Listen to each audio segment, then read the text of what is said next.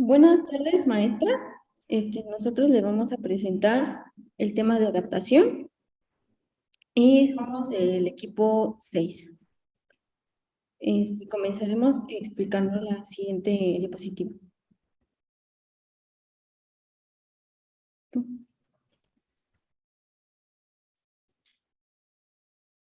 Bueno, empezaremos con el tema de la adaptación. Como nosotros sabemos, pues en la actualidad existen millones de especies y pues gran parte de estas especies se han llegado a extinguir por diversas causas. Este, mm, ¿Cómo se dice? Muchas de estas especies llegan a extinguirse por causas ya sea por falta de alimento, sobrepoblación, y pues entre otros tipos de cosas. También podemos saber de que muchas de las especies que actualmente están, más bien todas, pues provienen de especies que antiguamente existieron. Siguiente, por favor.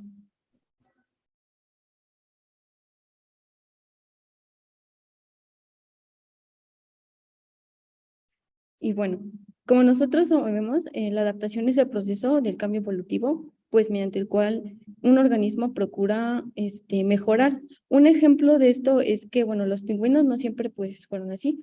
Al principio estas aves no tenían como tal un impermeable o una capa que les protegiera del agua tan fría y tampoco tenían pues aletas. Ahora los pingüinos que tenemos en la actualidad tienen aletas y ya no alas que les permitan volar. Esto a su vez se ve reflejado en que pues las especies van evolucionando al paso del tiempo hasta pues alcanzar un lugar que les permita adaptarse. Empezamos a hablar también con los nichos ecológicos. Un nicho ecológico es aquel, digámoslo así, simplemente como un lugar donde va a ser, donde van a interaccionar factores tanto bióticos como abióticos. El agua podría ser un factor abiótico y pues las aves podrían ser un factor biótico. Estos nichos debieron existir principalmente primero antes que los organismos bióticos. ¿Para qué? Pues para que esperaran a que se llegaran a poblar y pues una vez que ya están, ya hay organismos, llegaran a ver, empezar a actuar la selección de elegir a los que sí se quedan, que son los que sí pasan pues las pruebas que les pone este ambiente y pues los que no, que son desechados. Y bueno, comencemos hablando con que hay una interacción constante entre el organismo y pues el medio donde se desarrolla. La selección natural se va a encargar de ir depurando a los que no son muy aptos y pues también de dejar a los que son los más aptos para desarrollarse en este medio. Y bueno, aquí como podemos ver, anteriormente les dije que los pingüinos pues son los encargados, son los que pueden llegar a cambiar. Y pues también varias especies llegan a cambiar para adaptarse al nicho. Un ejemplo de la evolución y de la variabilidad, pues bueno, la evolución puede describirse como un proceso de adaptación y ya que todos los organismos se encuentran adaptados. Un ejemplo de esto son las cabras que llegan a subir pendientes muy altas y pues bueno, esto se debe a que sus patas están adaptadas para llegar a este tipo de superficies que casi pues están desafiando a la muerte. Y pues en ellas no se presenta ningún problema. ¿Por qué? Porque pues ya tienen estas estructuras que les permiten seguir avanzando. También la variabilidad es un factor importante para que existan muchas variantes. Por ejemplo, si el ambiente llega a cambiar muy rápido, pues es indispensable que en las especies tengan mucha variabilidad. ¿Para qué? Pues para que los hijos de esos organismos puedan cambiar pues rápidamente y o se adapten mejor al medio donde están viviendo. Las especies se adaptan con lo que tienen. Bueno, un ejemplo de esto vendrían siendo las tortugas verde cheloniamidas, las cuales pues al año cada año las hembras van a dejar sus huevos a la arena y pues estas, una vez que ya los dejaron, no es así como que sea todo tan fácil, tienen que escarbar y pues tardan un largo tiempo. Pues como nosotros sabemos las estructuras que tienen, lo único que les ayuda a hacer esto son sus aletas. Las aletas prácticamente sabemos que son para nadar, no para excavar o para desplazarse por un medio terrestre. Pero pues bueno, como sabemos, las tortugas son muy antiguas y pues han aprovechado lo único que tienen para poder desplazarse en el medio en el que están viviendo. Con esto quiero llegar a que pues todas las especies aprovechan lo que tienen para poder sobrevivir. Empezamos con la selección natural y pues bueno, la selección natural va a ir actuando en todos los organismos. Se va a encargar de que muchos de estos les va a pasar por pruebas diferentes y pues una vez de que hayan luchado por ya sea alimento, reproducción, lo que sea, puede haber muchos factores, van a haber los organismos que van a quedar y los que pues se van a poder reproducir y a su vez van a poder dejar descendencia, mientras los que no perdieron la batalla en alguna de estos factores que dije, pues van a literalmente perecer y pues no se van a poder reproducir.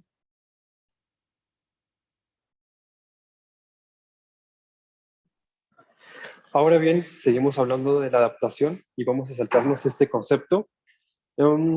Esta adaptación normalmente se dice que parecen cambios deliberados y estos pueden ponerse con ejemplo en el que se muestran las imágenes. El caballo se dice que tiene patas largas que se usan para recorrer más rápido y el oso polar tiene su pelaje blanco para camuflajearse en la nieve. Bueno, pues estas afirmaciones sí son correctas, pero algo engañosas, ya que la adaptación ocurre como un resultado de la selección natural, no porque lo haya decidido así el caballo o el oso o cualquier especie. Otro concepto es la adaptación. Esta en algunas ocasiones va a ser resultado del azar. En esta, la especie va a poseer rasgos que le van a permitir aprovechar algún cambio en el entorno. Dentro de este podemos tener el ejemplo de las tolerancias a climas extremos, ya sean o muy fríos o muy secos. Y pues en estos climas se van a encontrar más especies preadaptadas en esos ambientes. Dentro de este ejemplo se puede poner a las golondrinas, que se sabe que habitaban en grietas y hendiduras, pero pues estas están preadaptadas y pues empezaron a explorar construcciones humanas y por el día de hoy se encuentran en establos, tejados y algunos bajo algunos puentes. Otro concepto es la convergencia. En este va a suceder cuando varias especies que no tienen nada que ver entre sí van a habitar en el mismo hábitat y también se van a enfrentar a los mismos peligros, a los mismos retos para sobrevivir. El ejemplo es los mamíferos que comen hormigas.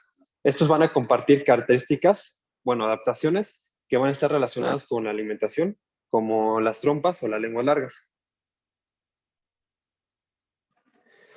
Hablando de interacciones, cuatro de las más importantes. La primera, la depredación. Es una relación en un solo sentido. En este ejemplo es la presa, que es la gacela, y la chita, que va a ser el depredador, que va a alimentarse de su presa. Parasitismo, en el cual las dos especies van a obtener algo a cambio, se van a alimentar, pero no siempre los van a matar o va a haber alguna interacción mala, solamente en algunas ocasiones. Por ejemplo, nosotros con los moscos en algunas ocasiones nos pueden llegar a matar por el chikungunya. Siguiente, el mutualismo, en el que se van a beneficiar las dos especies. El ejemplo de la abeja con una flor, la abeja va a recoger el polen y el néctar y pues la planta se va a reproducir. Sí. Ok, otro concepto importante es el de especie. Una especie va a ser un grupo grande de organismos que van a tener características muy similares y se van a reproducir entre ellos y van a crear crías fértiles. Pues bueno, también se sabe que durante todo este plazo que ha existido se han hecho, bueno, han habido más de 5.000 millones de especies alrededor. Obviamente la mayoría de estas ya no están vivas el día de hoy, la mayoría están extintas, pero a pesar de esto, el proceso de la formación de especies va a seguir adelante y sigue adelante aún. Otro concepto es la especiación geográfica. En este va a pasar cuando una población se va a fragmentar en una subpoblación, va a pasar esto, aquí va a actuar la selección natural y esto va a hacer que cada subpoblación crezca de una manera diferente, se desarrolle de una manera diferente. En el caso de que estas especies se vuelvan a encontrar, que realmente no es muy probable, va a ser difícil que se vuelvan a reproducir de nuevo. Tenemos el ejemplo de lo que pasó con Australia y Madagascar. ¿Qué pasó? En un fragmento continental se dividió, bueno, se hizo una isla y esta isla pues se hizo apta para cierto tipo de animales, para cierto tipo de especies, y esto hizo que se pueda hacer una especiación a escala masiva. Por último concepto, la especiación simpátrica. De este pueden surgir nuevas especies. Esta pasa cuando la selección natural va a generar nuevas especies o nuevas poblaciones que van a diferir con la población original y esas, a pesar de que se encuentren juntas, no se van a reproducir. Realmente para encontrar un ejemplo en la naturaleza se ha visto de manera difícil porque no hay algún ejemplo claro o es difícil de encontrar, aunque se han encontrado algunos ejemplos en plantas.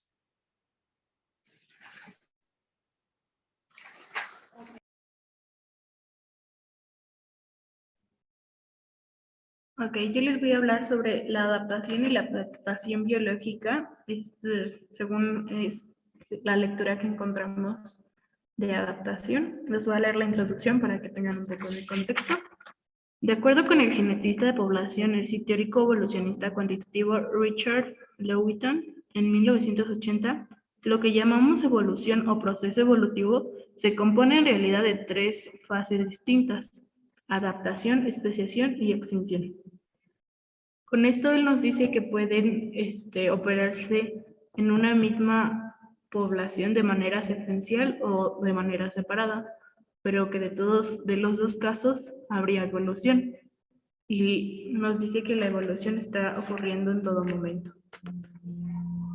Empezamos con la adaptación teísta, donde a inicios, antes del siglo XIX, se creía que la adaptación todo había sido hecho el producto de Dios. Dios había sido el responsable de haber dado todas las características de los seres para su perfecta adaptación. Entonces, esa es la adaptación teísta. Y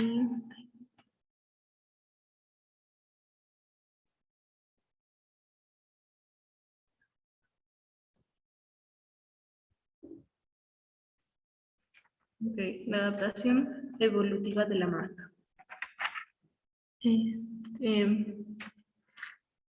En 1809, Lamarck publicó la filosofía zoológica, donde propuso 2 leyes, que es la ley del uso y desuso y la ley de herencia de caracteres adquiridos.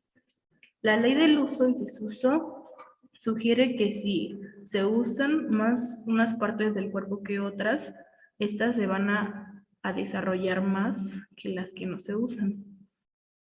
Y que las que se usan se van a debilitar. Y la herencia de caracteres adquiridos es con refuerzo a su primer postulado, donde nos dice que es complementario al anterior, que si se sigue usando para siguientes características, para siguientes generaciones, se va a conservar la característica y se va a heredar a las generaciones futuras. Y el caso que más recordamos es el caso de la jirafa, con lo que Lamarck se puede decir que dio respuesta a sus leyes y con la que las comprobó, que es que las piernas delanteras y el cuello de la jirafa las empezaron a utilizar, a estirarse para alcanzar la comida de los árboles, lo más alto. Entonces empezaron a estirar y para las próximas generaciones se fue a estirar poco a poco y se fue adaptando hasta que crecieron ambas partes del cuerpo y se quedó la jirafa como la conocemos hoy en día. Ahora, la selección natural, la adaptación biológica, el origen de las adaptaciones características y la influencia lamarckiana en la adaptación biológica. En el documento, más bien en el artículo, nos preguntan si son correctas las ideas de Lamarck. Y aquí es donde nos dice que las ideas de Lamarck fueron llamadas neolamarckismo, así como sabemos que las ideas de Darwin, junto con más bien ideas de Wallace, gracias a las de Darwin, se conocen como darwinismo, que habla sobre selección natural y la teoría de la ascendencia. Entonces, Lamarck nos da las leyes y nos dice que el origen que pasen todas estas adaptaciones es gracias a la evolución por el esfuerzo individual. O sea, si yo me esfuerzo, podría adaptarme yo a mis necesidades. Eso es lo que propuso Lamarck. Y viendo ya como adaptación biológica en general, no podría ser, porque aunque la idea suena muy perfecta, no es viable la situación. Y por el otro lado está el darwinismo, donde sabemos que la selección natural actúa como individuos y es la selección natural quien va a guiar las adaptaciones. O sea, yo no tengo el poder de buscar mis adaptaciones, se podría decir. Entonces es la que queda como adaptación biológica. Bueno, entonces yo les voy a hablar sobre los tipos de selección. En la primera imagen, en el poblado normal, nos habla de la población, cómo está dividida según sus características genéticas. Suponiendo que aquí tenemos alelos recesivos, aquí heterocigotos y aquí alelos dominantes, la población normalmente iría con la con los alelos híbridos, son los que estarían en el pico porque son los que tendrían mejores características. Ahora, la selección estabilizadora nos habla de eso, cómo es que los alelos del medio, que serían los híbridos, son los que tienen las mejores características y son los que van a tener mayor descendencia, lo que hace que estén en un pico más alto, y los homocigotos serían los que están en estas orillas donde casi no tienen descendencia.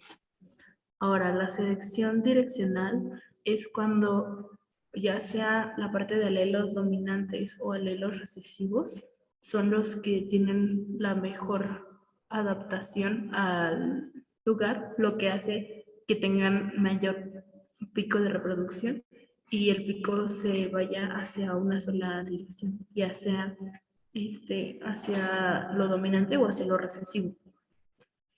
Ahora, la selección descriptiva es cuando está en ambos extremos, en ambas características homocigóticas, ya sea la dominante y la recesiva, serían las dos.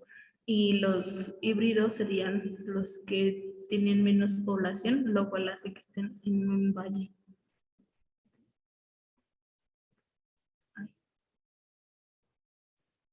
Balance cambiante es una teoría integradora de la población adaptativa. Nosotros ya habíamos visto en clase el pasaje adaptativo, donde se representan las adaptaciones con picos y con valles. Cuando una especie está en un pico adaptativo es cuando está en su mejor vida, donde todo le ayuda a prosperar y a seguir viviendo transgeneracional.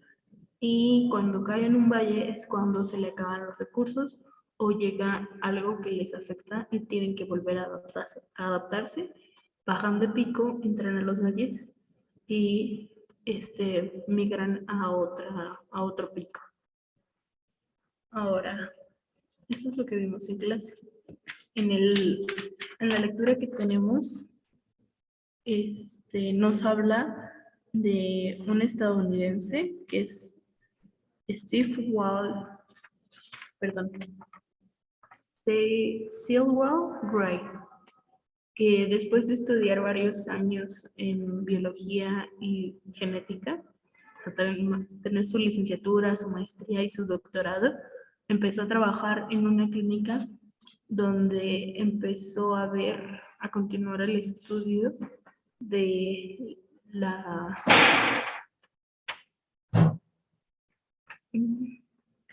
cómo en una comunidad cerrada se juntan entre sí. Es que tengo un nombre, pero se me olvidó. Bueno, es eso. Y cómo cómo después de tantas generaciones, los productos alérgicos, más bien las características, se quedan solamente los recesivos y pues eso llega a tener muchas deficiencias en la especie. Entonces, pues lo que nos habla Wright sobre cómo a partir de que las adaptaciones están en un pico, bajan a los valles y gracias a esto se crean subpoblaciones que de un mismo, se puede decir de un grupo de individuos que están en pico cuando baja, se dividen y llegan a dividirse tanto, o sea, diferenciarse tanto en adaptaciones que llegan hasta crear nuevas especies. Y pues creo que eso ya sería todo por mi parte. Y Bien, profesora, pues ahora les hablaré un poco del artículo de adaptación biológica. Como tal, la adaptación biológica nace de una crítica de Stephen Gould y Richard Lewontin. Estos dos son profesores de la Universidad de Harvard, los cuales hacen una crítica a Tadeusz Dobzhansky. Este señor es uno de los mayores partícipes y fundadores de la teoría neodarwinista, que pues básicamente quieren explicar todo como en base de adaptación, ¿no? Es como lo que ya habíamos comentado en clases anteriormente con el tema de Wallace, y en este caso el señor hecho de crítica, Theodosius, este señor dice, nada tiene sentido en biología si no es a la luz de la evolución, cosa que los dos profesores de Harvard pues critican severamente. Siguiente, por favor. Antes de empezar directamente con la crítica, hay que tomar en cuenta que en biología evolutiva, tanto los comportamientos como la anatomía son cruciales para definir a un organismo. No podemos aislar alguna de estas dos cuestiones porque lamentablemente estaríamos cayendo en interpretaciones erradas. Así que tanto estos comportamientos etológicos como anatómicos deben de trabajar en conjunto para poder llegar a desentrañar el comportamiento y los hábitos de toda una especie. Siguiente. Bien, empezamos con un supuesto que se estaban preguntando estos dos críticos de Harvard. ¿Las características nacen de la función adaptativa? Para poder resolver esta pregunta hay que apelar a una analogía. Esta capilla que vemos en este lado es una capilla en Italia que está hecha precisamente con necesidades religiosas, que se vea majestuoso, que incluya grandes espacios para los murales. Los murales que hay, ándale, gracias. Los murales que se están presentando en esa capilla caben directamente en los huecos que están hechos en él. Están adecuados precisamente para que sean un conjunto armónico dentro de la capilla.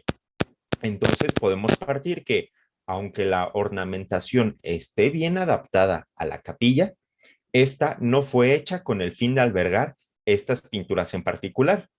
Las pinturas nacen en consecuencia de la necesidad arquitectónica que tuvo el edificio y no precisamente con la única finalidad de que tenga pinturas de este tipo. Así que debemos de partir de que tenemos una necesidad primordial y después tenemos una consecuencia que puede parecer adaptativa, pero es una consecuencia de la inicial. Siguiente. Empezamos con un personaje que fue escrito en una novela de 1759 llamada Cándido. Este personaje es Pangloss. El doctor Pangloss, escrito por el francés Voltaire, retrataba los absurdos pensamientos del positivismo biológico que existía en ese entonces. Pangloss, en este caso, era un personaje que quería denotar que si el mundo está hecho de esa manera, el mundo está hecho de la mejor manera, con las mejores finalidades y que todo está hecho para el mejor fin. Hay que citarlo. El doctor Pangloss decía, las cosas no pueden ser de otra forma. Todo tiene una finalidad y todo está hecho necesariamente para el mejor fin. Nótese atentamente que las narices han sido hechas para llevar gafas y por ello tenemos gafas.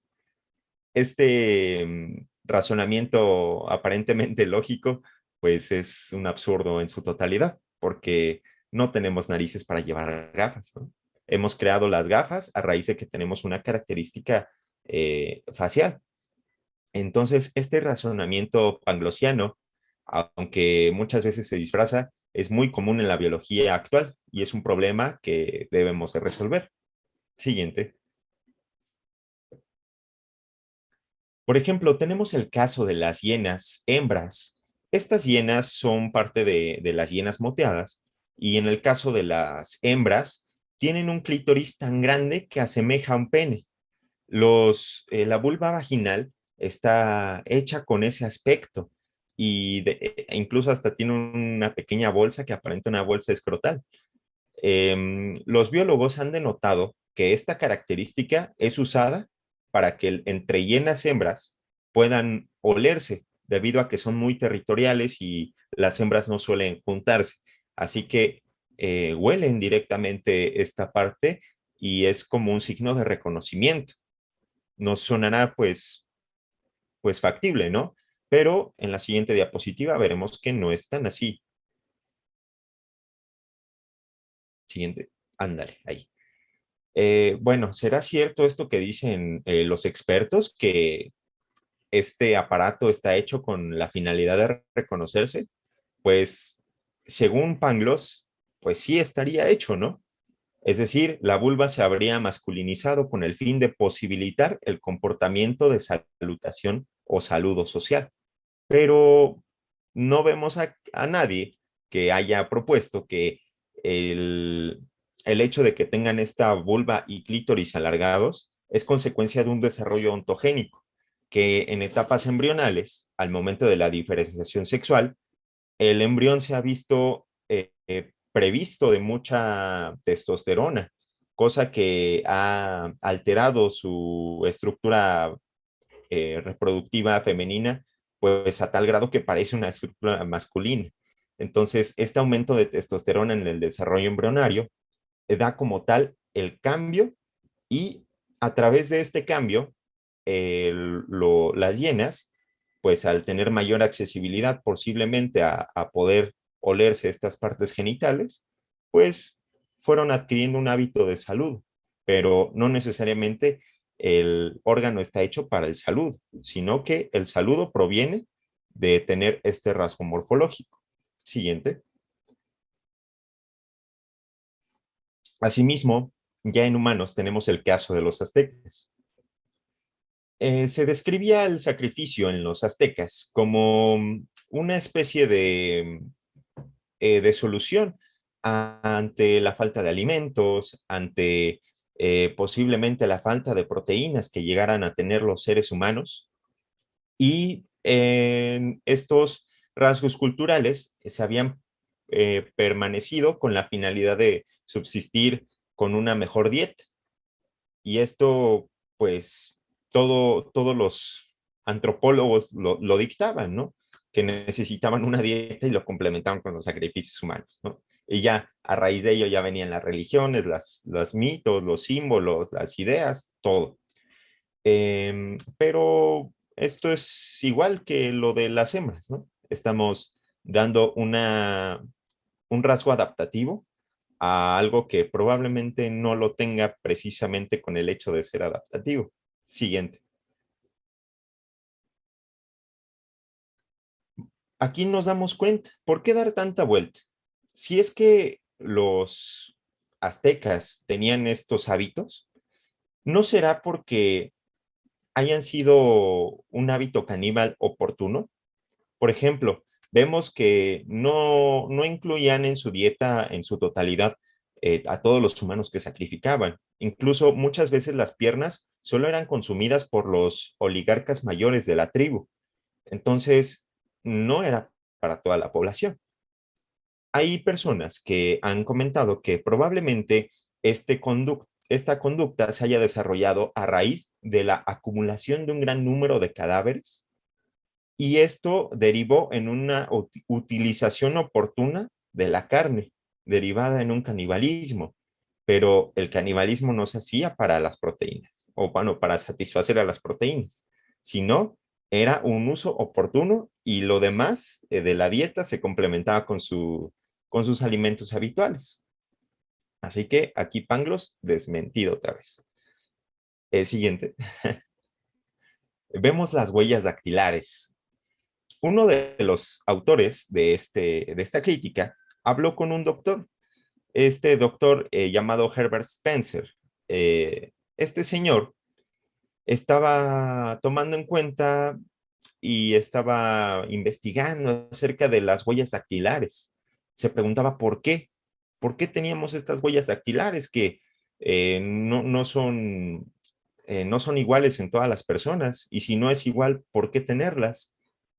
Bueno, este razonamiento que toma como punto de partida la utilidad adaptativa de una parte del organismo conduce a muchas concepciones erróneas, como es el caso de este señor, Herbert Spencer, que pues el señor decía, pues resulta evidente que los delicados orificios de las glándulas sudoríparas requieren una protección.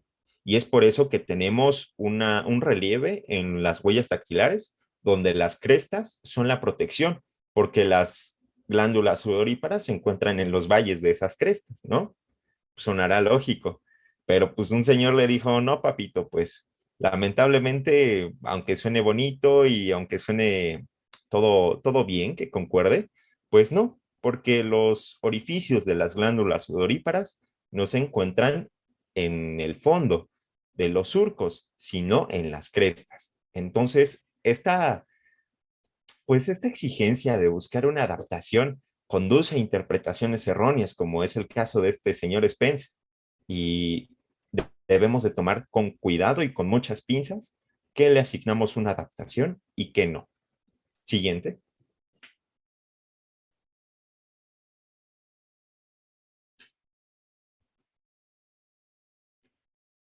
Bien, el programa adaptacionista es muy controvertido porque se va de la mano con el hiperseleccionismo. Recordemos que Wallace, junto con un señor llamado Weisman, consideraron que casi todos los caracteres de un animal respondían a una adaptación. O sea, estos dos estaban así en conjunto y dieron divulgación a esta corriente darwinista. Sin embargo, pues podemos notar que hasta puede ser religiosa esta cosa, ¿no? Porque indica que la selección natural es vista como omnipotente y nadie se escapa de la selección natural, cosa que a lo largo de todo el curso hemos visto que no es así. Se toman en cuenta muchos factores como la selección sexual y otros caracteres que derivan en una evolución. Entonces, la mayoría de biólogos a día de hoy se llevan por esta corriente adaptacionista e intentan comprender la utilidad adaptativa de cada una de las partes tomada aisladamente. Y recordemos que un organismo debe de ser visto como un conjunto. No podemos aislar una parte del organismo, ya sea comportamiento o parte anatómica, para poder comprenderlo. Es un error. Siguiente. Por ejemplo, interpretaciones erradas. En ciervos o estos animales que contienen unas cornamentas, pues en un principio se había dicho, pues es para defenderse de los depredadores, ¿no? A simple vista, pues es lo que más nos denota. Pero pues a día de hoy se ha encontrado una utilidad, que es una competencia entre machos de la misma especie. O también, por ejemplo, la adaptación de las mandíbulas de los esquimales. Estos esquimales habían tenido una mandíbula, dicen los adaptacionistas, como una respuesta al frío, pero posteriormente tal vez se dio que esta mandíbula reforzaba la masticación de la dieta que necesitaban los esquimales. Entonces, si nos vamos por esta fórmula de tenemos este problema y tenemos esta característica y la solución es que la característica surgió por el problema, estamos errando. Y es algo que los adaptacionistas hacen mucho. Y aquí hay una muy bonita frase. ¿No sería mejor, en todo caso, buscar explicaciones alternativas que no repitan la fórmula? Tal carácter no pudo ser modelado más que en sentido de aumentar las posibilidades de la supervivencia. Es decir, tenemos multitud de caracteres que no responden a una supervivencia. Así que hay que deshacernos de esa fórmula que nos da interpretaciones erradas. Siguiente. Por ejemplo, tenemos el caso del tiranosaurio Rex, ¿no? Que en su momento causó mucha disyuntiva porque, pues, anatómicamente tenían unos bracitos chiquititos y unas patas traseras enormes. En cuanto al programa adaptacionista, pues no se pone acento más en el aspecto de la utilidad de las partes del organismo y excluyen a todas las demás. Solo se pone énfasis en una característica. Vemos que eso nos causa interpretaciones pues erradas, ¿no? Por ejemplo, en el tiranosaurio, como ya les comentaba, los bracitos, los adaptacionistas le buscan que pues eran necesarios en la cópula y que acariciaban los machos a las hembras, la espaldita, para que la cópula fuera bien hecha o no sé, buscan interpretaciones de este tipo. Pero ¿no sería más bien que los tiranosaurios en su desarrollo ontogénico, como por ejemplo lo pudo haber sido en las hienas, un cambio en el desarrollo ontogénico donde las piernas traseras se hicieran grandes y en descompensación las patas delanteras se hicieran muy chiquitas? Y a raíz de este rasgo que sobrevivió por selección natural o por selección sexual, etcétera, pues ya se le encontraron alguna otra utilidad a raíz de la estructura. Y no, la estructura no responde a una adaptación. Entonces, este caso del tiranosaurio Rex también es muy controvertido. Incluso me acuerdo de ahora mismo, salió un paper muy reciente, el cual dicta que hay pruebas que los anquilosaurios utilizaban sus masas que tenían en la cola para pelear entre los machos de una sola especie y no contra depredadores. Entonces, esas pruebas nos remiten a que muchas veces los adaptacionistas incluyen pues conductas erradas en algo que no tiene sustento. Siguiente. Está también el cráneo humano. Cuando Wallace vio el cráneo humano, pues casi no se lo pudo explicar. Y vemos que, de hecho, el cráneo humano, a comparación del cráneo de un chimpancé, pues es bastante diferente. Vemos que los adaptacionistas han agregado etapas en el desarrollo del cráneo humano. ¿Por qué? Porque vemos que el cráneo humano se queda como en una especie de intermedio en el desarrollo de los chimpancés y bueno, se le agregan etapas de supuesta maduración en esta mandíbula del cráneo humano. Pero pues tal vez no sea necesario agregarle estas etapas de desarrollo al cráneo, sino que más bien el desarrollo del cráneo humano es producto de un acortamiento del desarrollo de los cráneos de un chimpancé. Y esta característica neoténica nos dio el acentuar posiblemente más la parte craneal que la parte mandibular, que en los chimpancés es muy, muy acentuada. Siguiente. O por ejemplo, los adaptacionistas tratan de cubrir los huecos de algún rasgo que no sea el más eficiente con un compromiso de otro tipo. En este caso, en las aves, cuando cazan a sus presas, a veces las matan en ese momento y se la llevan a sus nidos.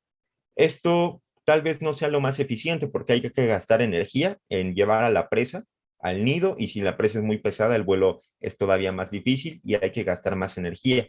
¿Por qué no comerla en ese momento? Bueno, los adaptacionistas dicen, bueno, pues es que se lo van a llevar a sus crías, esto aumenta la posibilidad de sobrevivir y por eso tienen que hacer estos dos comportamientos. Pero pues no siempre es muy óptimo hacer pues este pensamiento, debido a que muy probablemente no sea esa la razón y estemos haciendo una interpretación errada. Siguiente, por favor. Entonces, debemos, como biólogos, deshacernos del pensamiento panglosiano y debemos de abrir nuevas corrientes y nuevas alternativas a los adaptacionistas. El programa adaptacionista, si es que en algún momento toca nuestra puerta y nos quieren incluir como testigos de Jehová, hay que decirles no autorizo, porque es exactamente panglosiano. Así que la selección natural no es omnipotente, no se toma en cuenta la selección sexual y hay muchos más factores complejos que hacen que un ser vivo no sea reduccionista a una selección natural. Así que, pues hay mucho ojo, cuates. Siguiente.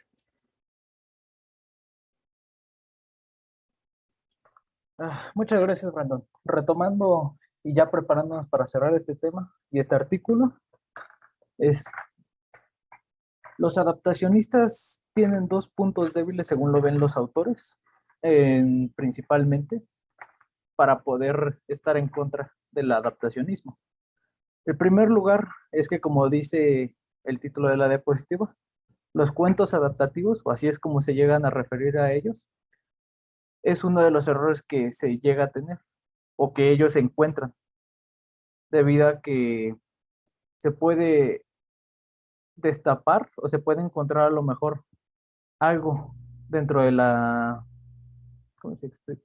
Dentro de una explicación adaptativa que puede que no esté bien, y si alguien más llega y lo logra explicar con otro cuento, por así decirlo, quita la que estaba y toma su lugar. Eso estaría bien si no fuera por el segundo punto, que es exactamente lo malo en esto, que es que al contrario de una investigación histórica o de historiadores que son muchísimo más exigentes con evidencia determinada para poder decir que algo es así o que esto pasó, para los biólogos suele ser un poco más vago este tipo de detalles. Entonces no es muy fiable que se diga. Entonces, para poder expresar o continuar con ejemplos que ya dio mi compañero, tenemos una investigación de el sociólogo David P. Barash, que consistía en el comportamiento en petirrojos azules, que la investigación trataba de, en tres muestras o en tres casos, poner un modelo disecado en diferentes tiempos de una pareja de petirrojos azules. El primer caso que se tomó fue antes de la puesta de huevos y los otros dos fueron después de la puesta. En el primer caso describe Barash que el petirrojo azul, el macho, el real, al salir y regresar y encontrar el modelo disecado, agrede a la hembra y pasa un poco del propio macho. Al ser un sociólogo intenta relacionarlo con comportamientos que los humanos llegamos a tener, y él lo expresa como un comportamiento antiadulterio. En los otros dos casos, que es después de la puesta de huevos, al contrario que pasa en el primer caso, no hay agresión por parte del macho, sino él mismo llega a retirarse o incluso a buscar otra pareja. La explicación que nos dio Barash fue básicamente que para él y el adaptacionismo, un animal no es más que un vehículo de genes y sus comportamientos están programados para poder esparcir sus genes lo más posible. Entonces, al haber ya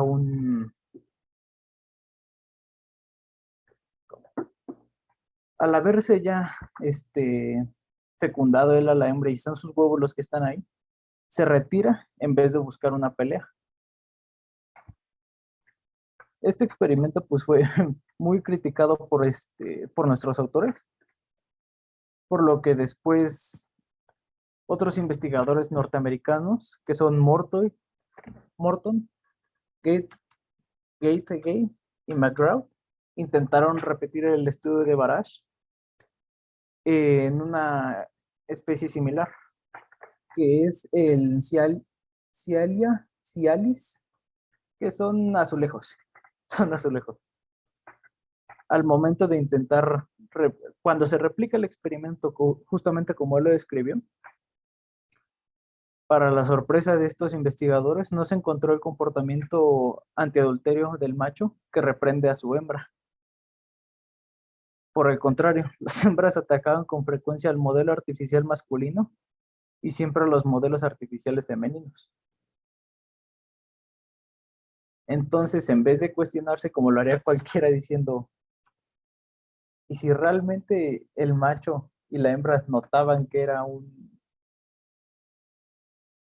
modelo y se cada uno que no era real? Pues simplemente pasaban de él.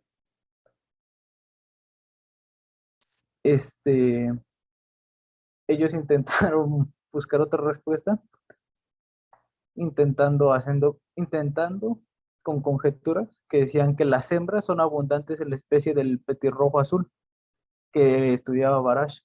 Los machos pueden con facilidad reemplazar a su compañera sospechosa de infidelidad. Entonces, por el contrario de los azulejos, las hembras son raras y los machos ponen más cuidado en atenderlas, según ellos. En suma, estos autores consideran que cuáles fueron los resultados de los rasgos biológicos de los organismos vivos responden necesariamente a adaptaciones. Ok.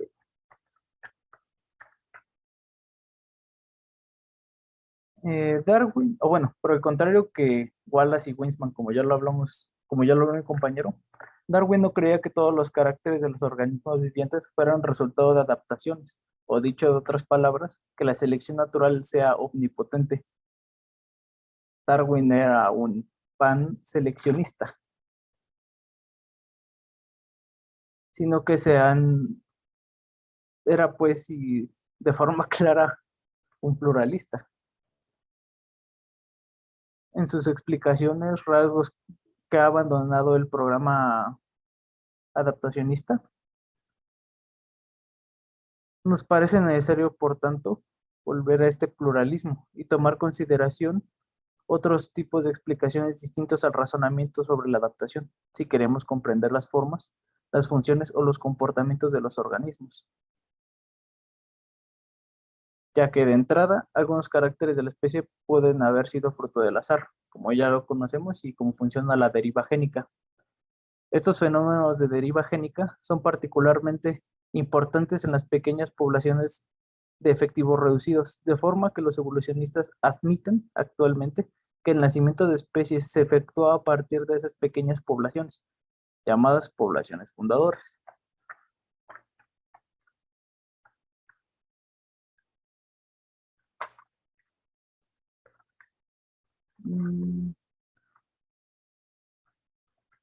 Además, algunas partes de los organismos pueden ser modificadas no por acción directa de la selección natural, sino como consecuencia de de reordenaciones debidas a la modificación adaptativa de de otras partes del organismo. Por ejemplo, en los ácaros, moscas y escarabeídos, hay especies que tienen un ciclo vital notablemente acelerado en razón de la naturaleza efímera de sus recursos alimentarios. Son juveniles solamente como consecuencia de esta aceleración del ciclo vital, no porque en sí sean adaptativos.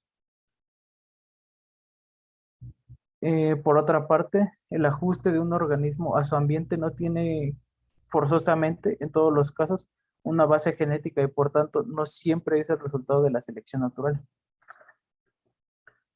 Otro ejemplo de esto puede ser las esponjas y los corales. Con esta frecuencia bien ajustada en las direcciones de las corrientes que los animales marinos y sedentarios soportan. Estas formas no son hereditarias y son incluidas directamente por el medio. Es preciso señalar que la adaptación debida a la selección natural no tiene un carácter de solución mejor aportada siempre por el programa adaptacionista. Otras especies que son similares, que desarrollan una misma característica para enfrentar riesgos, puede ser distinta, pero tendría la misma función. Un ejemplo de esto podría ser el rinoceronte índico y el rinoceronte africano. El índico cuenta con un solo cuerno y el africano con dos. Se utilizan para lo mismo, pero pues la diferencia es que hay uno que tiene más. Entonces, por último, puede que algunas adaptaciones no sean más que utilizaciones secundarias de hechos biológicos, cuya razón de ser tiene motivos arquitectónicos globales al organismo. Y para esto, pues vamos a hablar del paleontólogo alemán Adolf Seislacher.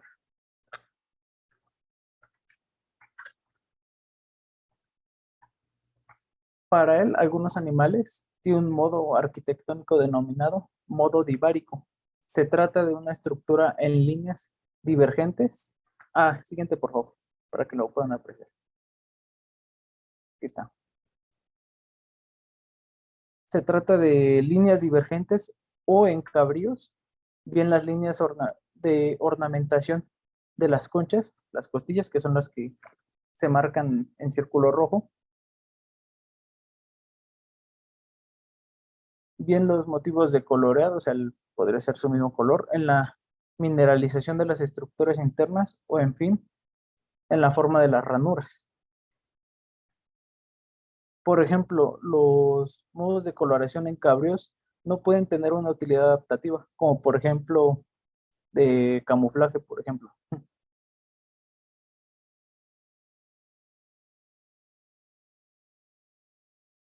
Pues no tendría una razón de ser esta misma contra depredadores, pues las que estas viven enterradas en la arena, además de que están cubiertas por su última capa que enmascara de por sí la coloración de la concha. En un pequeño número de casos, el modo arquitectónico divaricado puede resultar funcional y adaptativo, así como lo vemos igual en el mismo ejemplo donde está marcándose. Las pechinas, las costillas divergentes, pueden comportarse como un dispositivo excavador útil a su portador para que puedan esconderse en la arena. También tenemos el ejemplo de otra especie, que de esa no tengo una imagen, que es Peteria sebria, que vive sobre un hidrozoo animal colonial que imita la morfología arbustiva. El color, al contrario de las que están aquí presentes, suele confundirse con su entorno. O sí podría ser un sentido mimético proveniente de la misma ramificación del hidrozoo. Y finalmente los cabríos de mineralización no tienen un sentido adaptativo como tal. En la especie de Corculum cardisa, que es la que tenemos aquí que parece un corazón,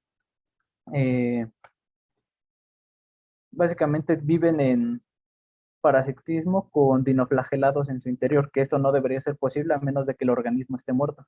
Pero esta vez es posible, ya que una parte, que es la que está pegada normalmente a la arena, suele ser opaca, mientras que la parte que queda hacia arriba no está bien mineralizada y por ahí puede pasar luz. Y por último tenemos a cabrillos de mineralización que no tienen un sentido adaptativo más que una pechina verdaderamente notable, que en este caso es Corculum cardiza, que es la que tenemos en medio, que parece un corazón. Es el rasgo porque se llega a distinguir. Para Corculum cardiza,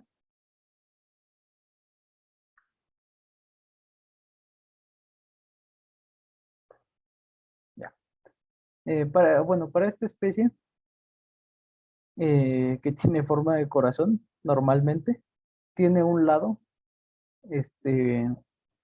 un vez que va hacia el lado de la arena y un revés que va hacia el lado normalmente del mar, sí, hacia, hacia el cielo.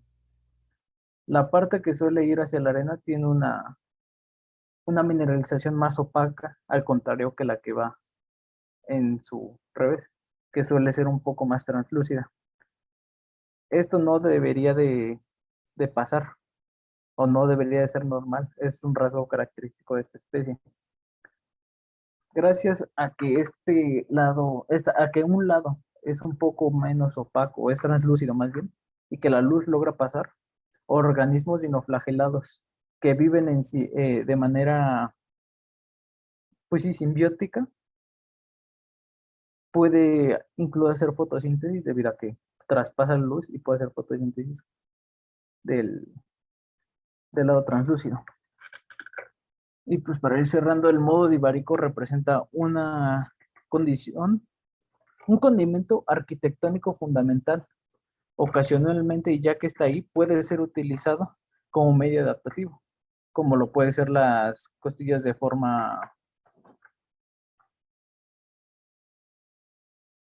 formas divergentes, como la que se está mostrando. No suelen estar, no son una condición adaptativa, pero se puede utilizar como una. Es erróneo interpretar el modo arquitectónico divaricado tomando las adaptaciones que tolera como si fueran su razón de ser.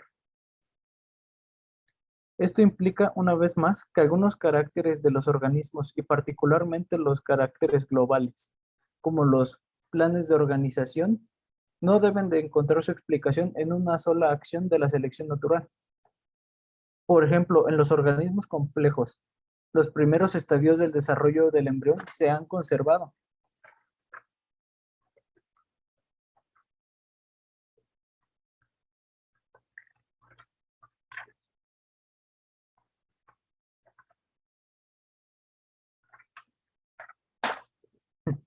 Se han conservado notablemente a través de la amplia gama de especies pertenecientes a niveles taxonómicos, a veces un poquito más alejados unos que otros.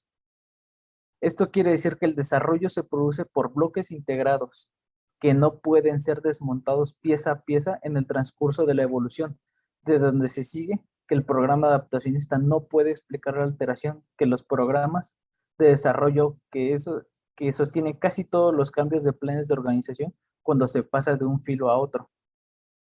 Ya que afirmar que un fenómeno no es adaptativo no es afirmar que sea incomprensible.